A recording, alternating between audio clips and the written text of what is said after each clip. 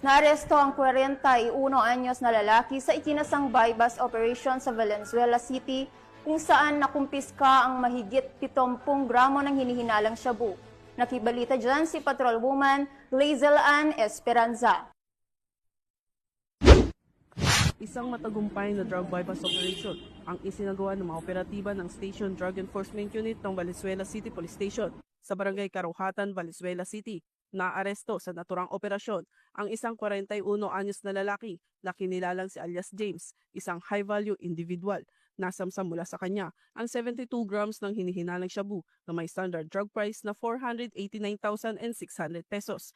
Ang mga nakumpiskang ebidensya ay agad na isinailalim sa pagsusuri ng forensic group sa Camp Crame, Quezon City. Matapos ang pagkakaaresto, dinala ang suspect sa Valenzuela City Medical Center para sa kaukulang medical na pagsusuri. Sa kasalukuyan, siya ay nasa kustodiya ng Valenzuela City Police Station para sa masusing investigasyon at tamang disposisyon. Naharap siya sa kasong paglabag sa Section 5 at Section 11 ng Article 2 ng Republic Act 9165 o ang Comprehensive Dangerous Drugs Act of 2002.